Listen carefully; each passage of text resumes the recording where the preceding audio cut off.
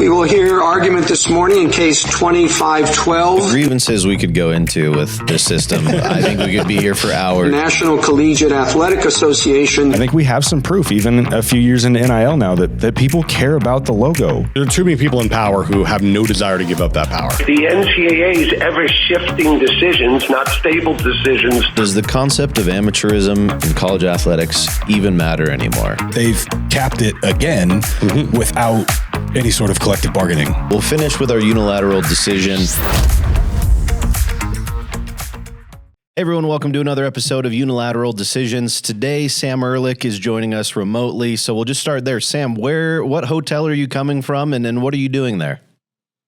Yeah, I'm coming here from the River Hotel, which is not the Conference Hotel, but it is $200 cheaper just across the river. I'm in Chicago, Illinois. I'm here for the Sports Lawyers Association annual meeting. I'll be presenting during the academic session later this afternoon, and yeah, just enjoying some really, really great panels. We have general counsels out here. We have, club presidents, team owners out here. They always get really, really great people. And, for our purposes, there'll be plenty of NCAA staff, plenty of athletic directors, a lot of people to ask questions of, and I'm looking forward to that part of it as well. So, yeah, happy to be out here. Beautiful. Well, Sam, that curtails well. You're talking about value in hotels. Today, we're talking value in contracts. So with that, the idea of a perfect contract, I want to start off with, in all these NIL agreements, it's easy to look at, it's the student athlete and it's the institution. But in addition to that, who are the stakeholders in these NIL agreements throughout college athletics?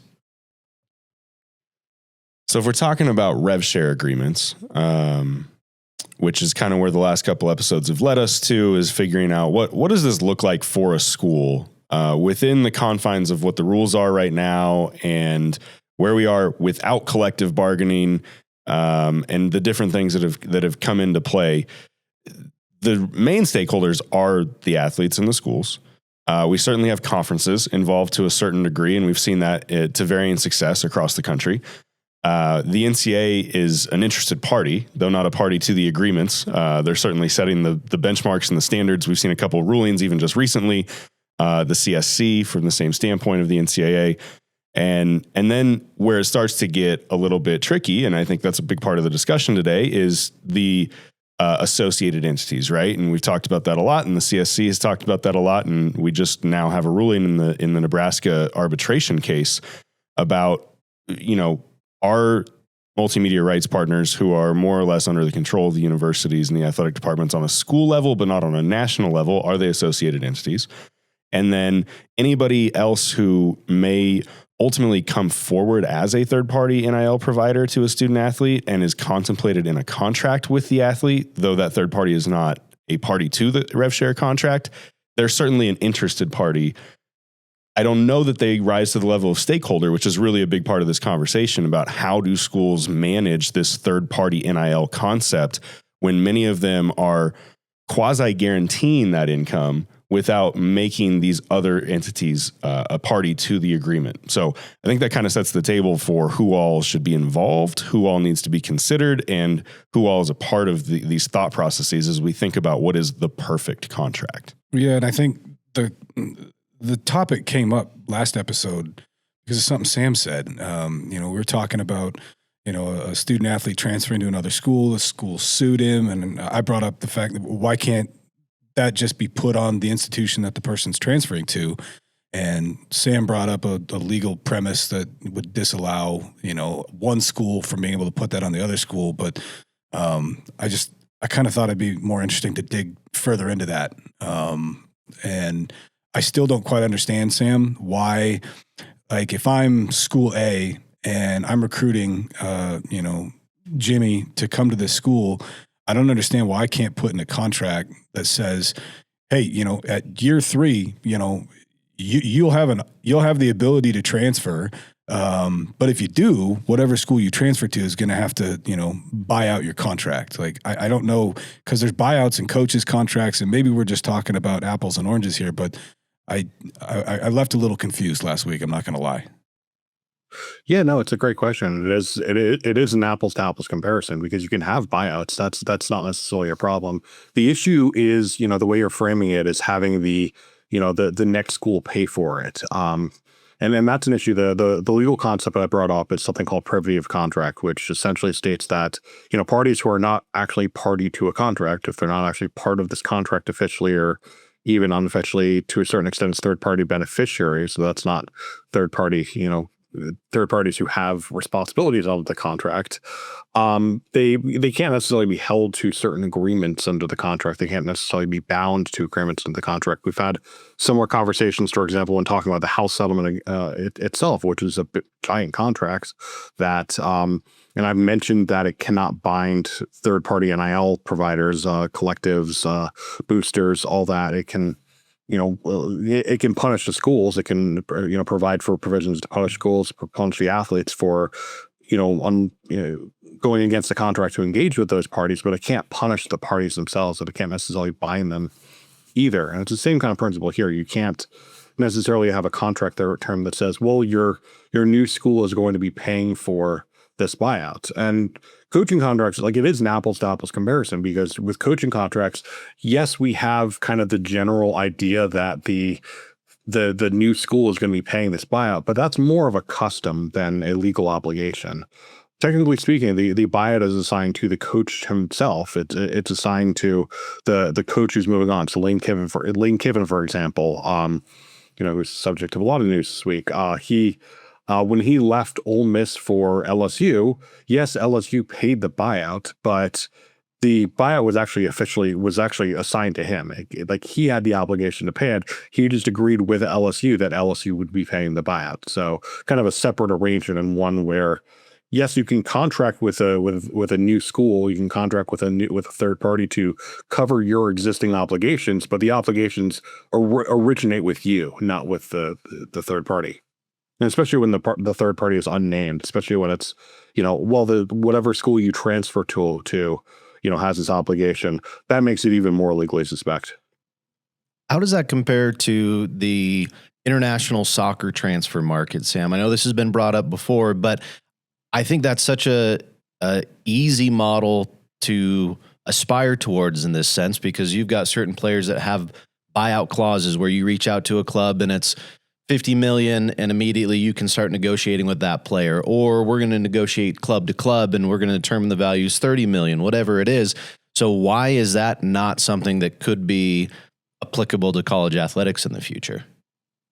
Well, there's one key difference, and that is you have an overseeing organization who's facilitating that. You have agreements between the clubs themselves that kind of facilitate these transfer agreements that allow for essentially contracts between the clubs, where the contracts between the clubs allow for kind of this buyout market. Though I'm not 100% sure that it is the best comparison, the best kind of aspiration for college sports to have in this situation, because for one, here in the United States, I mean, if you're looking at these contracts between the clubs, that's exactly how we got in the first place. And I'm going to use our favorite phrase again, antitrust issue.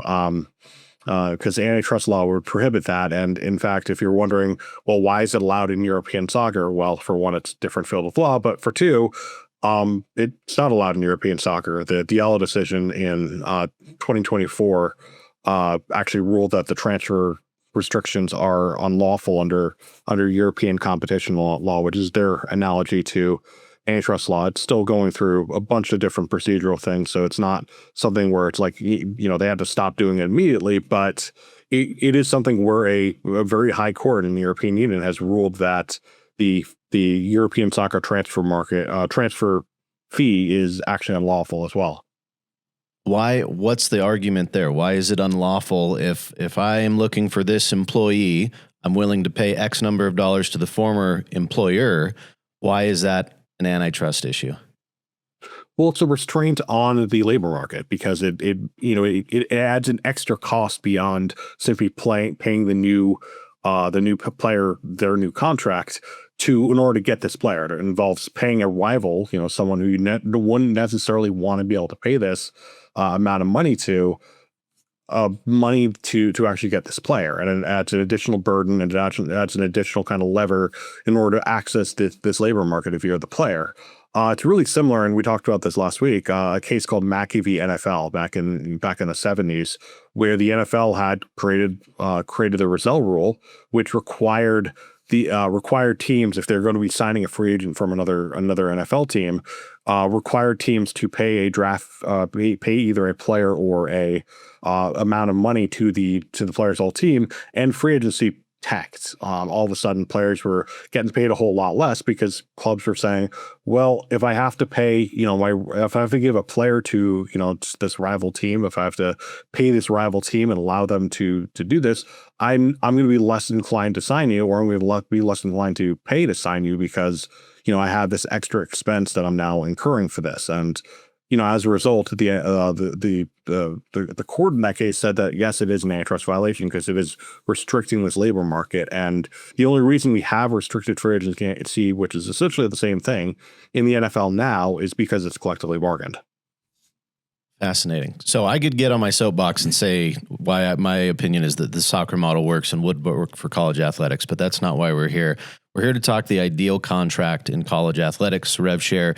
So let's take it back a layer. And in general, Mike, you mentioned it earlier, but there are people involved in these discussions that are offering advice.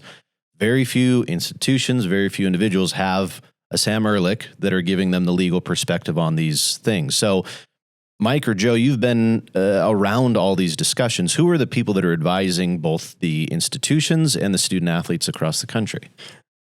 I actually think one of the more complicated components of this is that a lot of the counsel is coming from an FAQ document that the NCAA published following the House settlement.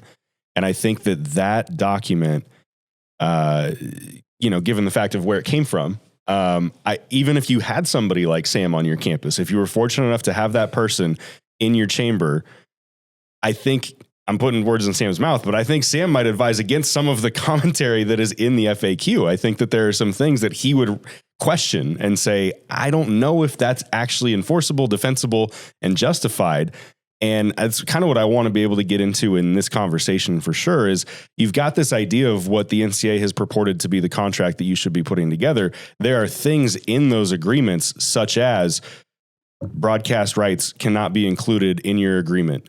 The athletes NIL, and there's a whole legal discourse around broadcast NIL and what that looks like and different judgments in the last 20, 30 years and reasons for why that would be in there. But I think that kind of raises an immediate question for some of the schools who are going, I thought that was part of the calculation. Like, what is that supposed to be? I think there's other things in there about, whether or not money counts against the cap, if it's guaranteed outside, if you're going to if you're going to have $100,000 that you're paying toward an athlete and you are guaranteeing that they're going to make $100,000 and you have the right to offset some of that through third party NIL. If you have guaranteed the money, it still counts against your cap, even if the money isn't coming out of your athletic department funds. And so there's a lot of ways to try to say, well, you could write it this way, but that may be called into question. But is it defensible for it to be called into question?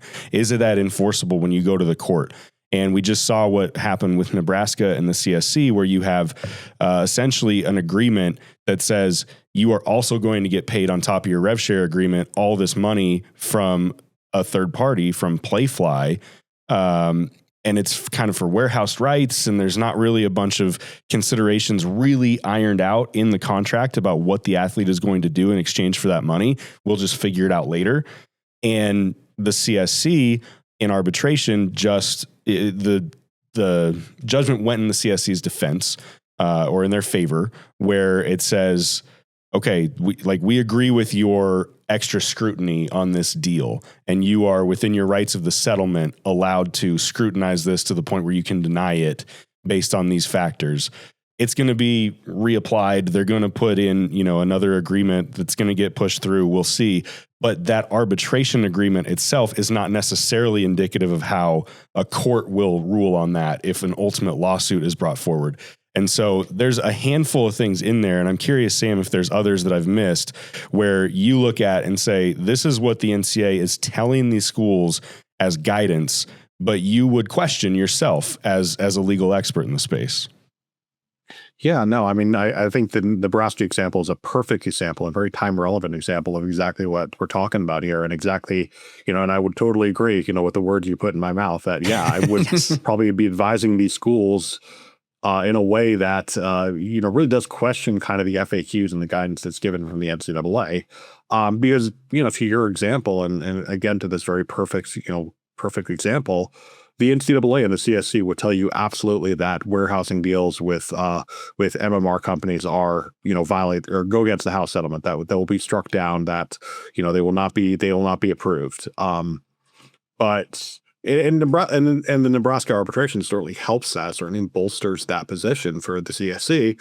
But we also have a date coming up on June 10th where we're going to have really a lot of the same arguments, but in front of the magistrate judge who's been assigned by Judge Wilkin to oversee kind of questions and disputes regarding the House settlement, and he may see it differently, and his vote here is going to carry significantly more weight than this arbitrator. So the arbitrator's decision is non-precedential. It's not something that is necessarily. It gives a picture of kind of how at least some arbitrators are going to rule in this instance, but it's not necessarily something that has to be relied on moving forward, and certainly not something that Judge Cousins has to rely on moving forward. And class counsel is going to be bringing this case in front of Judge Cousins, saying that MMR companies are not associated entities, and therefore their deals are not subject to CSC review at all.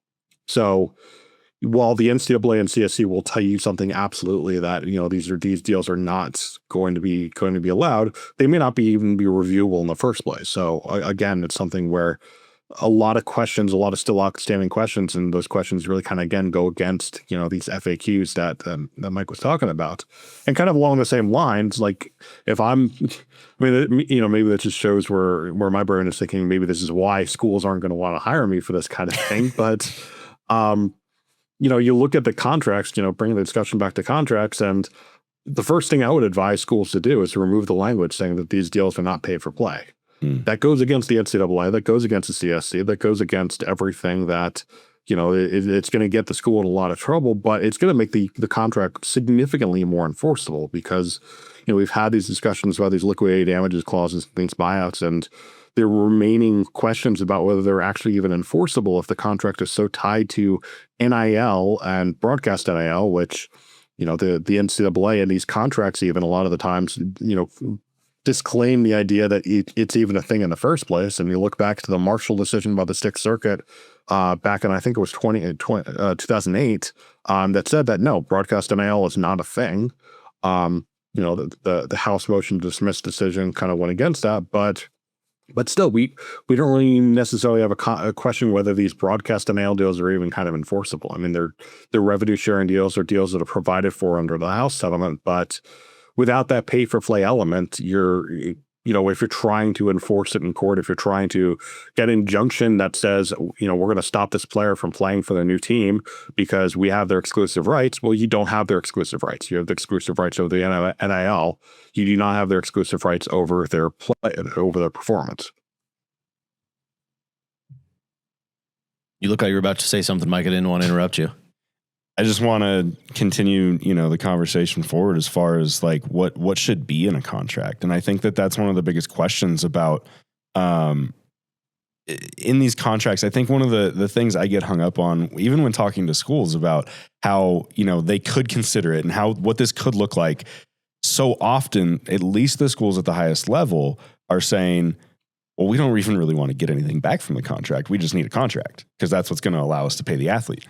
And I think that that's where we run into a lot of problems is that I think on their surface, a contract should be an exchange of value.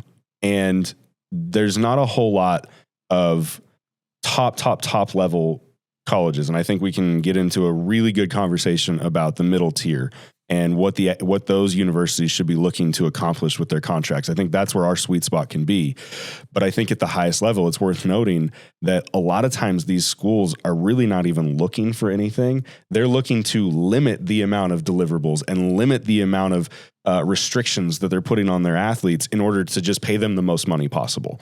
And that, I think, challenges this whole concept of like, how do you write the best contract? If you're trying to write the best contract to decrease the obligations of the person that you're writing a contract for, I don't know that you're really trying to write the best contract. So I don't know that anybody's really trying to take Sam's advice and make sure that it doesn't say pay for play or, consider anything that I'm saying about like, well, make sure you get what you want in return. They don't really want anything in return right now. What they want in return is the ability to field the best possible team with the best possible players and not really have to worry about the cap, which is a whole different conversation about whether or not the cap's enforceable. But there's ways that they are going about these contracts to determine how can I make sure that I am opening myself up and opening the athletes up to the most economic advantage possible and not limiting their ability to go make money on the outside, not limiting our ability to help them make money on the outside that is all additive to the amount of money that the school is paying them through revenue share. So I think that makes it really difficult to answer, like, what is the perfect contract for one of the schools that is at the upper echelon, because they're not really concerned. All they want to do is make sure that it's something that somebody is willing to sign and that will get upheld in some sort of court review. But also they kind of want some of these to go through the courts and push the boundaries of what the House settlement has bound them to, I guess. And we're seeing that with the CSC. I mean, that was brought because of a school. Like the Nebraska thing was brought because the school's going, we want to be able to do this.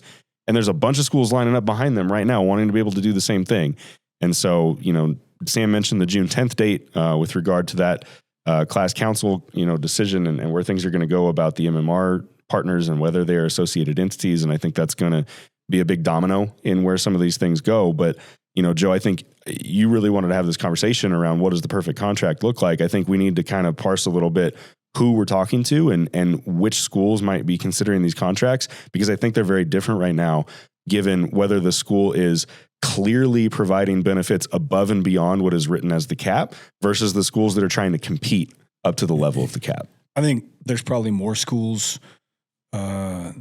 struggling to even get to the cap at this point than those that are so far beyond it. So if we're talking about what the sweet spot is for this conversation, I'm probably looking at schools at that middle to upper middle tier. I mean, look, even if a school's at or above the cap, like it's not just snap our fingers and we're there. Like they're having to work to get there. So I'd probably focus my attention there. And you brought something up that we talk about all the time. Like these contracts are being written like just straight. They don't call it pay for play, but it's like we're only signing you to a contract to play your sport. And to your point, they're taking as many things off their plates as they can. Like they don't want to add things, but there's an ability to recoup some of your investment, through different things, signing different contracts with different businesses. And you doing this is going to be a part of your contract. That's what we expect from you. And that revenue that you're generating back, it might pay for the roster for another one of your programs on campus. But I don't know that enough people are looking at it that way. And I mean, we've had this conversation a lot. But to go back to your question, I'd probably say we're looking at that middle to upper middle tier to focus on. And so we're talking about, protecting an investment on the school's behalf. Like I don't think even a student athlete looking to sign with a school would have any issues with buyouts and different, escalations, because there's an investment there. And I think that's understanding. Sam, you talked about, it's just become, part of the process that the next school is going to pay that buyout. Like I fully believe we're going to get to that point on the student athlete side of things as well. And those are going to be in every contract. So we're talking about buyouts. We're talking about duration. We're talking about the health and safety of the student athletes, making sure that they've got protections, long after their playing career is over, similar to, what the NFL players have. We're talking about escalation in year to year. There's a lot. I mean, we could talk about this for days, but before we get into modeling the contract, I have one other thing I wanted to ask Sam about the FAQ document. And it goes back to your point about, burdening the other university, the new university. There is a point in the contract that talks about if a school pays a buyout, if there is liquidated damages clause in an athlete's multi-year agreement and their new school covers that buyout, that counts against their cap for that upcoming year, and it reduces their cap. How does that differ from the conversation we just had in terms of defensibility, enforceability, and the legal stature? Well, it differs because that's part of the House settlement, and the schools are party to the House settlement through the conferences, through, even if they're not part of the Power Four conferences, or I guess Power Five conferences, who are defendants to the settlement. They're party to the House settlement by opting into the House settlement, so they're agreeing to the terms of the House settlement, which does include, that clause in there that says if you're paying a buyout, at least to my understanding, I mean. It might have been something that was added later, which would, raise additional questions. But at least to my memory, I believe that was actually part of the House settlement where a buyout would be included towards the cap. And yeah, by agreeing to the House settlement, you're agreeing to the terms, and there's the privity of contract that we just talked about. Whether it's something that can actually be practically enforceable, I'm not so sure.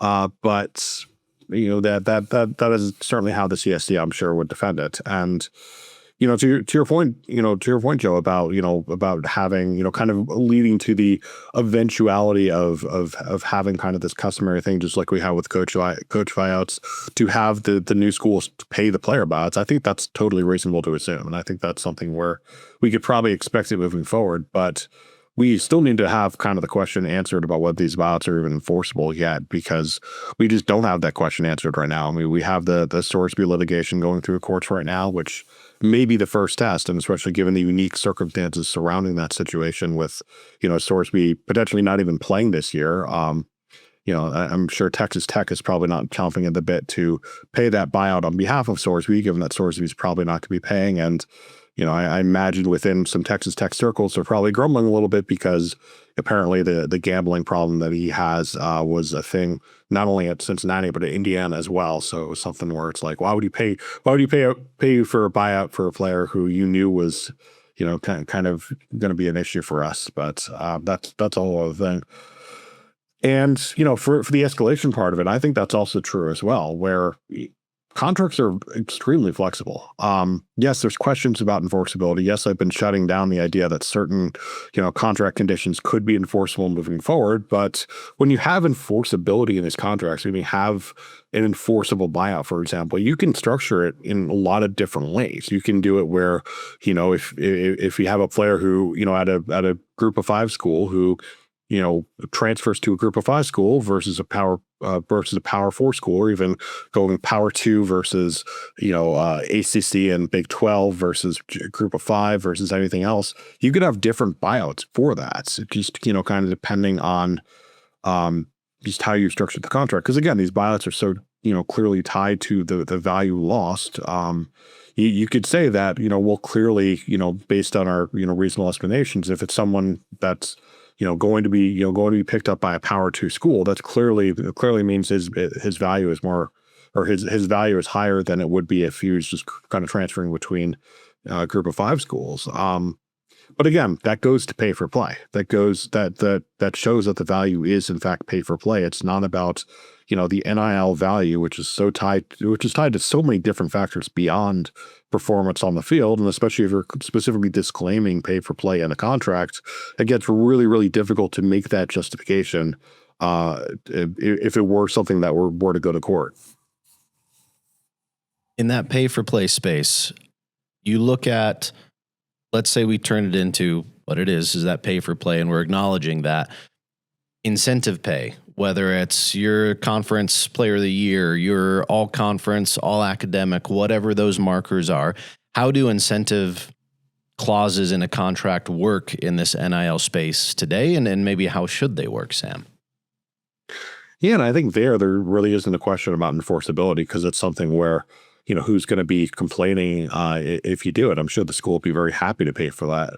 It may be a question, for the NCAA or the CSC, whether they feel like, that sort of thing violates the rules to have incentive pay. But, under, legal, contractual conditions, that kind of thing, it's perfectly acceptable and perfectly legal to do something like that, to condition additional compensation, additional consideration based on, particular things. And you can even sell it in the NIL space, where it's like, hey, if you're conference player of the year, if you're an All-American, if you're, doing all these different things, if if we go to a bowl game, based on your value as, in terms of your name and likeness is probably higher than it was before. So we are happy to give you additional compensation for that. I think one of the things about that, and it goes back to the point I was making about where schools are in this different hierarchy of what they want to accomplish with their rev share money, is that there is a consideration, even in that FAQ document, it's all about academics, but there's a consideration for incentives where if you have a certain GPA, if you hit honors roll, if you hit whatever, that you can make a commitment to an athlete for that. One of the challenges of it is that it counts against your cap until you have determined whether or not to pay it out, right? So if it is an obligation to the university and a liability based on the contract, then it counts against the cap. And so all you're really doing, if this is a situation where you want to try to, incentivize performance and ensure that, excuse me, that you protect your downside as an institution, then it makes a ton of sense. If your main goal as an institution is to ensure that you are paying every dollar of the rev share cap, then the incentives don't actually help you because you're running the risk where you've allocated the money, you've created the liability at the front end, and then you end up not being able to actually pay out the money. I'm sorry. You need to get Mike some water. And so it depends on what you're trying to accomplish, what you're trying to achieve. And if the point is to maximize the amount of money that you are able to give to an athlete with no regard for anything else, then incentives are not really going to be used at that level. I think that they can certainly be used at the level that Joe just referred to, at what we're talking about, as long as not everybody is trying to keep up with the Joneses and everybody's trying to set their own market at where they can live, then incentives make a ton of sense. And I think it's opened the door to the future potential of athletically related incentives that they kind of know this is what it looks like. They've built the structure for it. They've acknowledged that academically related incentives are okay. The athletic stuff is going to be challenged. We're going to find out really quick, I'm sure, whether or not that's something that is going to be allowed by CSC or by outside forces. And I think that we'll start to see it. But we've talked about this ad nauseum in different circumstances. Somebody has to do it first. A school has to do it first in order for everybody else to follow. And at some point, there's got to be that sort of chasm between the ultimately haves and have-nots, where the schools that are like, I would be okay not paying $20.5 million this year if I didn't have to. I'd be okay with that. The first school that's going to raise their hand, do that, say it out loud, incentives are going to be a big part of their contracts because they're going to be willing to pay it if the things are earned. But they're going to be okay with saying like, well, we actually didn't fulfill all of our obligations this year, so we didn't have to pay out $20.5 million, and we're okay with that. And we're okay even if another school is like using it as a recruiting disadvantage and telling the athletes, oh, this school only is going to pay you if you achieve certain things. We're going to pay you regardless. So that's the double-edged sword of it. And I think until we've got a handful of schools who are willing to say, this is our reality and these are the contracts we want to write and we want to live by, if they're just trying to keep up with the Joneses, then the incentive stuff doesn't really help because of the way that it's structured within the cap. So let's talk about the two sides of these agreements. And Joe, I turn to you. If you're the institution here, what's important to you in a contract language with any of these agreements and why? I think the biggest thing for me as an institution is just protecting my investment. I mean, I've talked about this several times in the show. Like people, they get so hyper-focused on the numbers that they forget that there's a process of development. There's a cost to recruiting. There are so many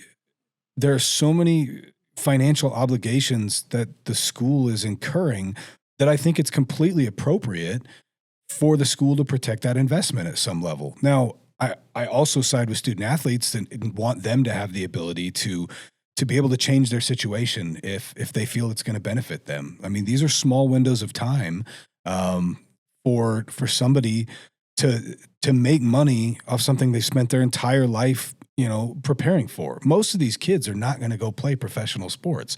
This window in college is the time that they have to make money. So there's a balance for student athletes to make sure they're getting as much as they possibly can, but that a school is able to protect its investment. Like I fully believe that there is something there. That's why I kept bringing up, the buyouts, Sam. Like, yes, you as a student athlete have the right to transfer.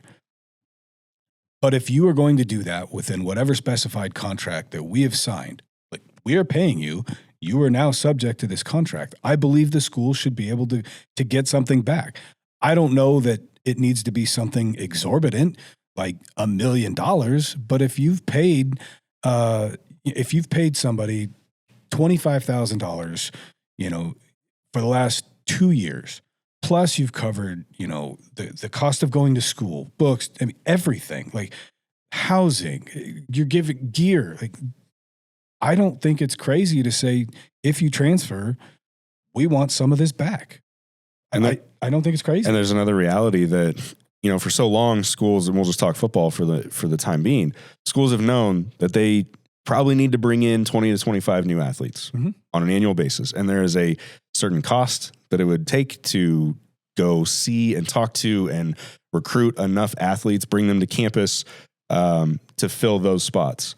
And all of a sudden you're living in a reality where you might have to fill 50 spots. And it's going to be twice as expensive, if not more, because now there's more competition. There's more people talking to all the, the different athletes, and there's more choices on the board when you've got all the transfers. And so it is simply an operating expense equation that it is more expensive to create a roster year over year than it used to be because of how many spots are potentially available, which is why, certainly roster retention is important from a lot of different angles. It's important from, fan apathy or lack thereof. If you can keep your roster together for a while, it's important for the development component. It's important for continuity. It's important to keep your roster together because it's going to cost you a lot more to replace the people that are on your roster.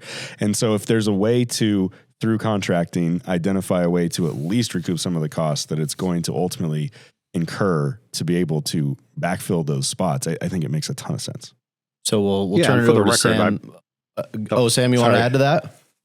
Yeah, I was just going to say, for the record, I am not saying that buyouts are wouldn't be a good idea or wouldn't be helpful. I mean, clearly, across all the professional sports, like you have something resembling a buyout.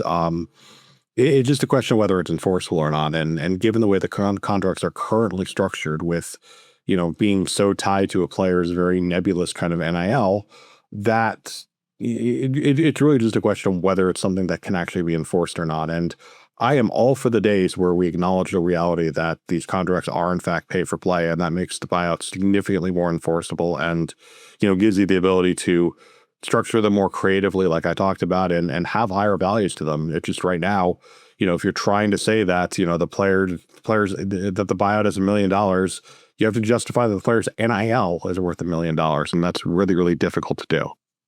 Well, Sam, no one loves antitrust and a free labor market more than you. So let's put you in the shoes of an agent discussing a contract on a student athlete's behalf. What are the elements that you deem to be most important from a student athlete perspective when these contracts are signed? I think security is the main thing that these athletes are going to be looking for, and the main thing that agents are going to be looking for on the athlete's behalf.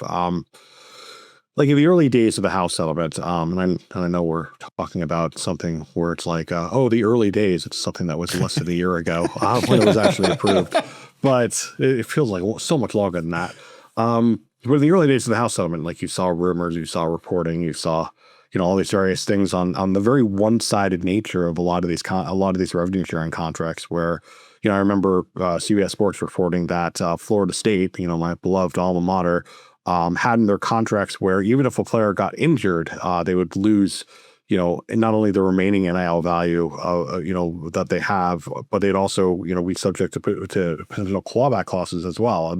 And that's something that as an agent, I would be fighting, tooth and nail to be able to get rid of. And in fact, even recommending that the player find a different institution to transfer to if that is. And that was a big reason, I think, why and this was predating the house settlement, but the Tennessee lawsuit was so important because, being able to negotiate these contracts, being able to see these contract terms before enrollment, before you're, locked into a particular school, at least for a year, that is incredibly important because you need to know what you're going to be signing up for. And also it's a leverage component as well, where, once you're locked into a school, it's really hard to negotiate and say, well, no, I don't want to do that because you're locked into that school. So that's the main thing I'd be looking for as an agent to a player. I'd also be very, very interested in kind of what types of buyouts are being negotiated here, because I'd want to be able to give my player the freedom to be able to leave if necessary. And,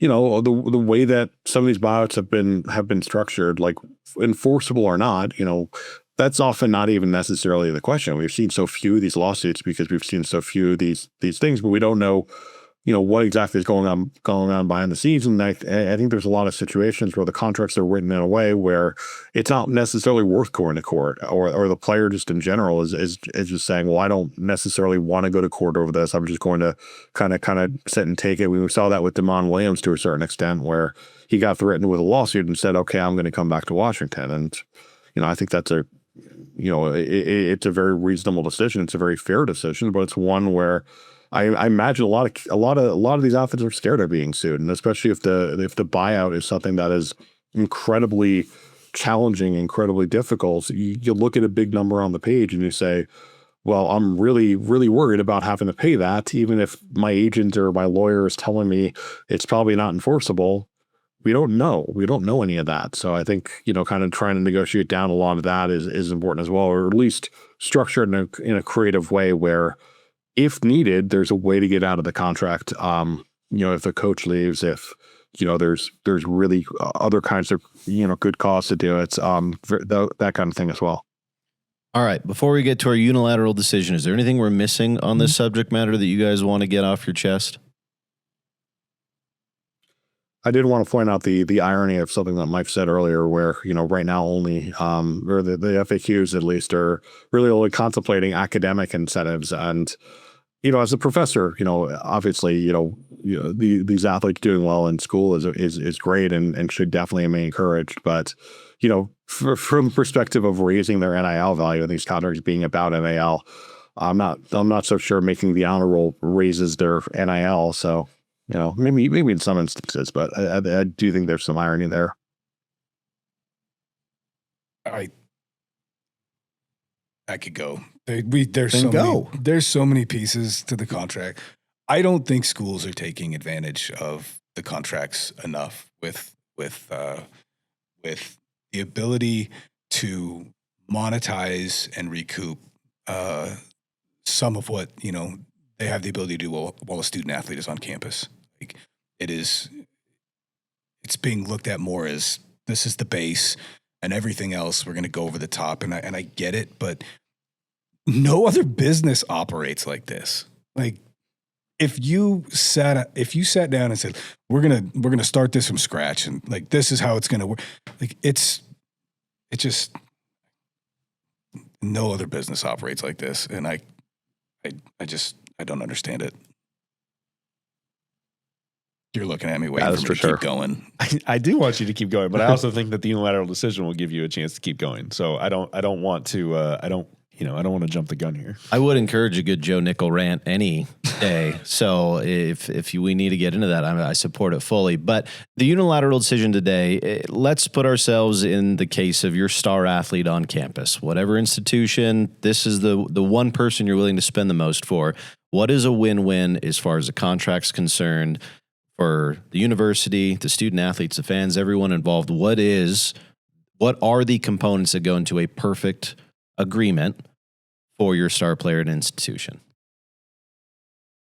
So I think that I even want to start with, like, how are you determining that? How are you determining that this is the star player, the best person that you have to absolutely have? Are you considering what that person brings to you, using like the baseball sabermetrics terminology? What's their WAR? What is their above replacement value to your institution? And I think once you start there, once you actually think about that and you take the emotion out of it to the best you possibly can, emotion is going to be a part of it because you've got fans that are tied to that person. You've got internal considerations that are tied to that person. And so that's a factor in their value. But if you can eliminate some of the emotion and just say, realistically, what would it cost us, both in terms of the ability to go out and replace them from a monetary standpoint, also the potential for us to not, achieve to the level that we think we'll be able to achieve so long as this person is here. What is the cost to us, both real monetary and opportunity from an achievement standpoint? And once you can actually answer that question for yourself, I think you have a lot more clarity around what you're willing to give up and what you're willing to negotiate with.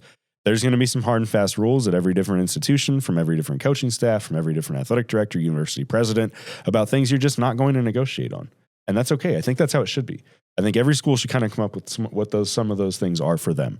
Are they always going to have a buyout in a contract, or are they not? Like, is that a non-negotiable? Is that a non-starter for somebody to come back and say, I don't want to have any liquidated damages? Or are you going to say, okay, well then we don't really want you? And I think whether that's the right example or not, who knows? Everything's negotiable, but I think you have to have some hard and fast rules that you're going in with, depending on what level you're at. And then I think you have to figure out, what is our stance on, are we going to what are we going to ask of the athlete beyond what they're doing, right? Sam's talked about it a lot. We can't escape the reality that these are essentially pay for play contracts cloaked in some other clothing. So what are we actually going to ask of this person? And then I think this is where it gets into Joe's point, and I don't want to steal his thunder, but I think that the schools have the ability to recoup a lot. What I would like to go into an agreement with this athlete is, here's what we can pay you, and here's all the things that we would be willing to pay you more for if you gave back to us. And we're willing to position that as, we're taking the responsibility off your plate. We are taking the responsibility away from you to have to then go out and seek other deals, but we're going to do it for you. We're going to sublicense your rights. We're going to monetize your rights. In exchange for us doing that, we're being very forthright with you that we're going to pay you for this. We're going to pay you this amount for the fact that you never have to go individually make an agreement again about putting your name and number on the back of a jersey. We're just going to do it.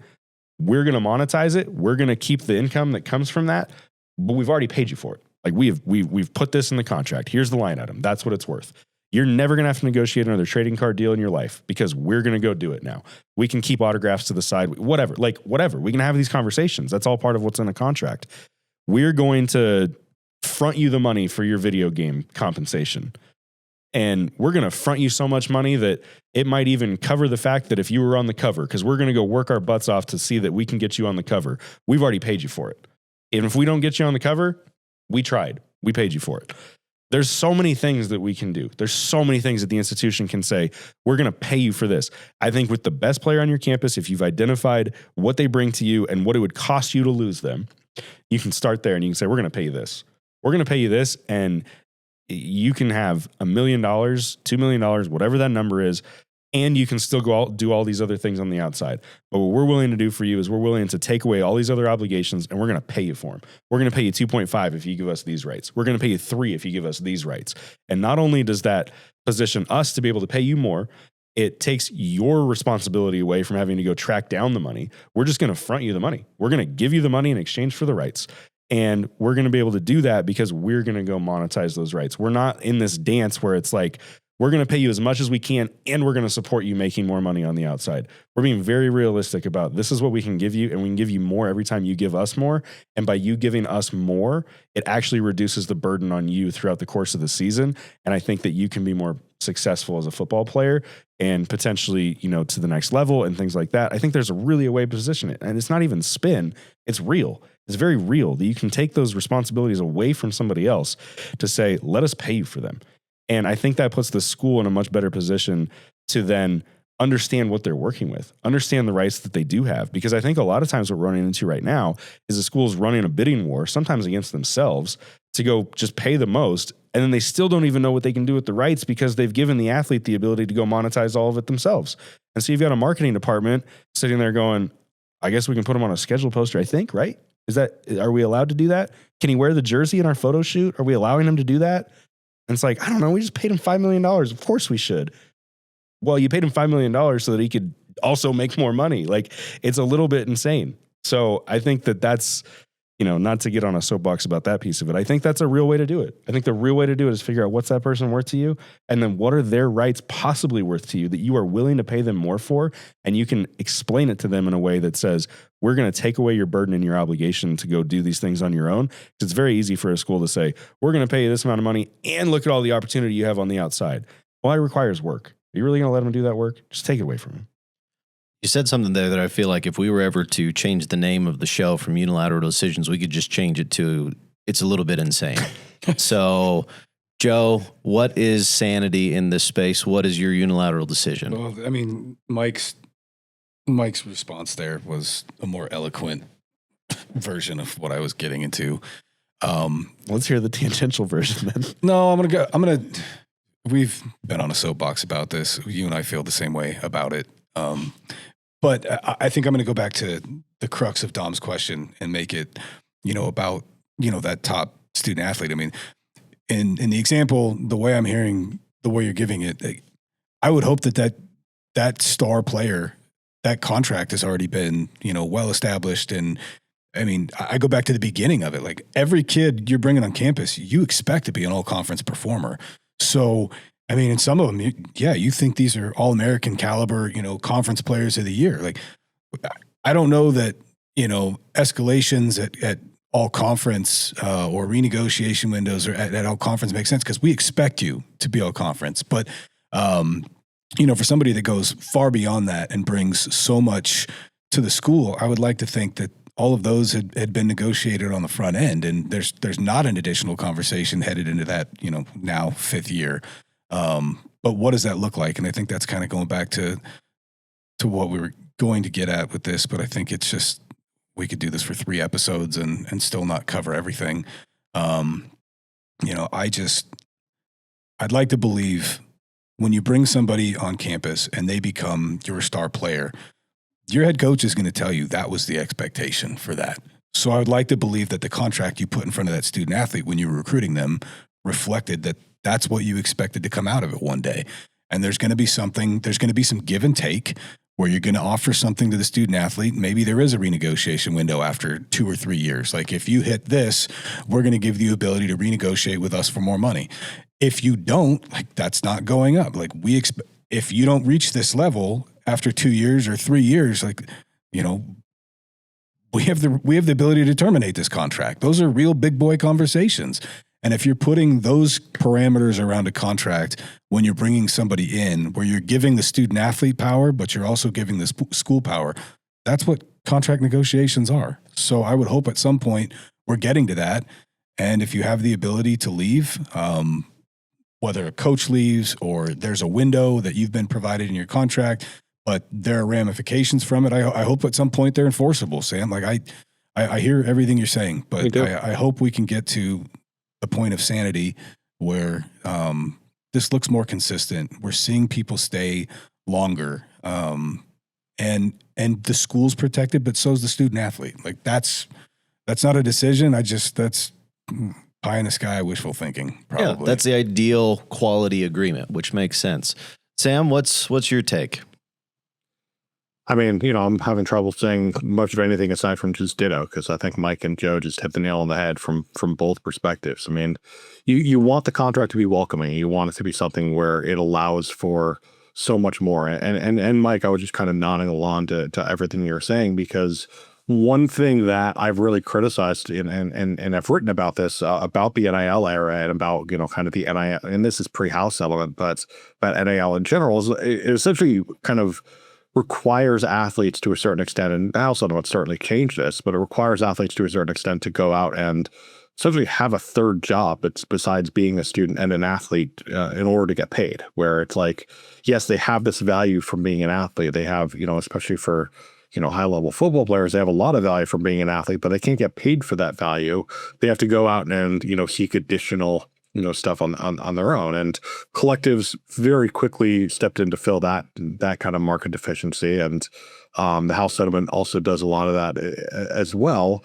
But there's still so much opportunity out there. There's still so much to do out there. And without a union to negotiate group licensing deals, as we see in the professional leagues, the schools can absolutely do that as well. And I think, having, kind of those joint rights of, having a player being able to wear a jersey on trading cards or at autograph signings or in commercials, I think there's a lot of shared value for that and a lot of ways for both sides to make a lot of money and to have a very, coexisting relationship. And, similar to your points, Joe, about kind of the institution protecting itself, I completely understand the institution needs to protect itself in a lot of these cases. I mean, we haven't even talked about, morals clauses, for example, where if a player does get in trouble, if they, end up having a gambling addiction, or, and bet on their own team, or if they otherwise get in trouble, you could look at, certain programs that have players getting DUIs every couple of or reckless driving arrests every few days. You can have contracts that structure for that. You can have contracts that penalize athletes for that, or allow schools to terminate for that. And I think a lot of the I struggle to use the word fear mongering because I'm not sure it's that simple or that anything, but a lot of the concern around employment contracts from the player's perspective is, oh, well, you can fire the players if they're employees. Well, you can fire them if they're not employees too. You can certainly break independent contractor agreements and any other agreements like that. And I think it's reasonable to expect, it's, as Joe very eloquently put it, these are big boy contracts. These are big boy conversations that you need to have, where if you do something stupid, if you do something that really harms the reputation of the school should have the ability to reduce the value of that contract or to cut off the contract entirely. And I think that's entirely reasonable, especially given the amount of money that's at stake here. And I'm not, as much as I tend to side with the players in these conversations, I also acknowledge the reality that is a necessary part of things, and it's also an important lesson for these students to have as they enter into the real world, because it's the same kind of thing there. So having that stability, having that security on both ends, and there are ways to structure where you're not being overly punitive in a way where, one, it may not be enforceable, and two, you're driving athletes away from your program. You can have reasonable buyouts that are very enforceable in court. You can have reasonable clauses, otherwise that are very enforceable in court. And I think it's just a matter of negotiation, because both sides are going to want something out of the deal. Those interests are often going to vary and often going to conflict with each other, but that's negotiation. And until you have a collective bargaining agreement that, has 95% of the contract pre-negotiated for you, those are the conversations that you're going to need to have. All right. Well, that does it for this episode of Unilateral Decisions. Maybe next week we'll just let Joe go 10 minutes uninterrupted on his soapbox. I think that'd be fun for me to listen to. I can't wait. So we'll see if that happens or not. Either way, Sam, thank you for taking the time to join us remotely. Good luck with the rest of the conference. For everyone else, we'll see you next time.